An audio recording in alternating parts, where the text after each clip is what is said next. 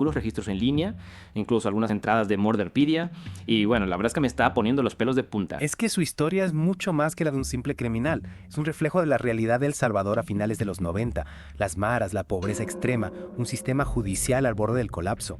Las fuentes que tenemos nos dan como pequeñas ventanas a la vida del directo, tanto antes como después de su primer encarcelamiento. Y la imagen que se forma es, como mínimo, inquietante. Empecemos por el principio. ¿Quién era el directo? Antes de que los titulares lo convirtieran en un monstruo. Pues nació en los suburbios de San Miguel, un lugar donde la pobreza te marca desde que naces. Su madre, en un artículo del Diario de Hoy de 2004, lo describe como un buen chico hasta que se juntó con la chica equivocada en un barrio peligroso. Y ahí empezó todo, ¿no? Cayó en las redes de las pandillas. Imagínate, con solo 13 años ya estaba atrapado en ese mundo brutal, un mundo donde la supervivencia se paga con sangre. Y con solo 14 años ya se le acusa de su primer asesinato. Según Murderpedia, la víctima fue su propia novia. Le encontraron en un pozo, violada, mutilada. Es un detalle tan horrible que cuesta creerlo. La verdad es que las acusaciones contra el directo son realmente perturbadoras. Aunque la información es limitada por las leyes de protección de menores, la brutalidad de los crímenes es innegable. Se le sospechó de 17 asesinatos, aunque solo fue condenado por 7. Su juicio en 1999 fue un auténtico caos. La controversia sobre su edad, la falta de pruebas claras. Al final, solo le cayeron 7 años. 7 años por 7 vidas. Es que era esa la justicia que merecían las víctimas. Es difícil no sentir rabia e impotencia al leer los detalles del caso. Y no olvidemos la reacción del directo. En Murderpedia encontramos sus propias palabras y niega rotundamente a los cargos.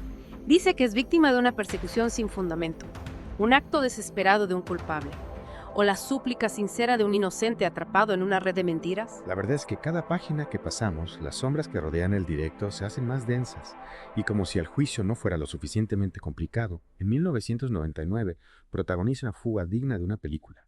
Escapa del reformatorio con miembros de su pandilla. Imagínate el pánico en El Salvador en ese momento. La prensa se volcó con la historia, la sociedad se dividió. Figuras importantes, desde el presidente hasta el arzobispo, utilizaron al directo como un símbolo de la decadencia y la violencia que asolaban al país. Sus palabras reflejaban la profunda crisis que se vivía. Y aunque lo recapturaron al día siguiente, esa fuga dejó una marca. Demostró la capacidad del directo para desafiar al sistema, para sembrar el caos a su paso. Y lo más inquietante es que su historia no termina ahí. En 2002 sale en libertad. Su madre, aferrada a la esperanza, dice que la religión lo ha transformado. Pero la realidad, como veremos a continuación, es mucho más oscura. Es curioso cómo la figura de la madre se convierte en algo clave en toda esta historia. Dora Alicia, la madre del directo, aparece en el Diario de Hoy como una mujer llena de dolor y contradicciones. Por un lado, defiende con uñas y dientes la inocencia de su hijo, como una leona protegiendo a su cachorro. Pero por otro lado, sus palabras también nos muestran una vida marcada por la pobreza, el abandono, la violencia. Es desgarrador leer su testimonio. Con 16 años, embarazada y sola, da a luz a Gustavo Adolfo. Su vida se convierte en una lucha constante por sobrevivir, por darles un futuro mejor a sus hijos. Y luego ve cómo su hijo se ve arrastrado por esa espiral de violencia de las maras. Es un golpe que ninguna madre debería sufrir. Y a pesar de todo, su fe en él nunca desaparece. En sus palabras se nota una mezcla de dolor, frustración y también una esperanza de que, en el fondo, Gustavo Adolfo sigue siendo un buen chico. Pero si miramos la cronología de su vida, que también aparece en el Diario de Hoy, vemos una realidad implacable, una escalada de violencia y crimen que parece no tener fin. En 1998, San Miguel se convierte en el escenario de una pesadilla. Una oleada de asesinatos y desapariciones sacude la ciudad y el nombre del directo empieza a sonar con fuerza.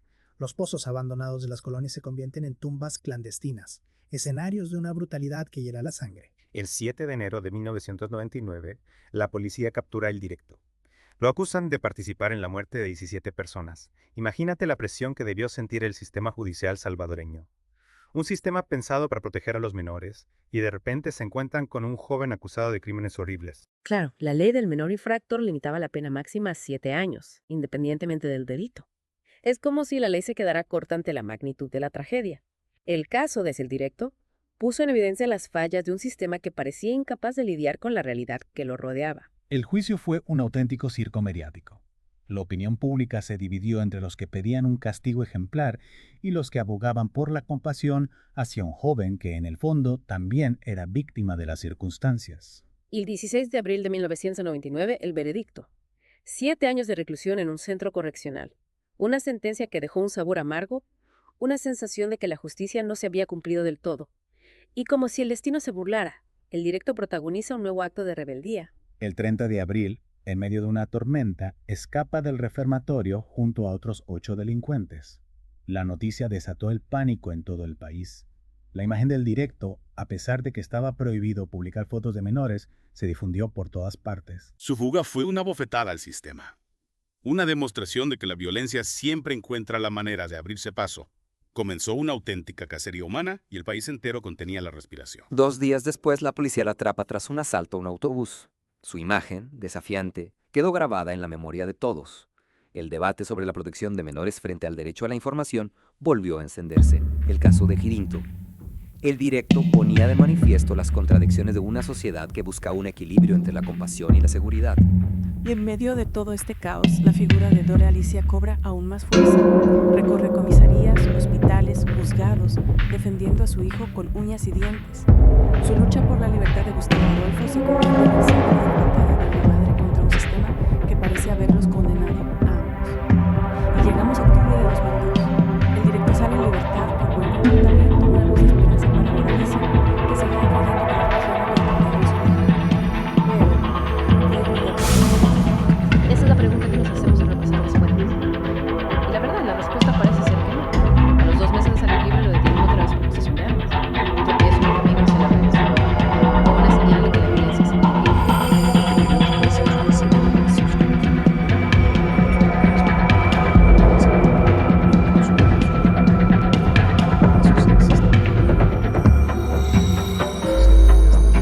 Es como si estuviera atrapado a un destino en un laberinto sin salida donde la violencia en 2004, el reclusorio violento ingresa en el Hospital San Juan de Dios con una herida de bala víctima de un supuesto intento de asalto.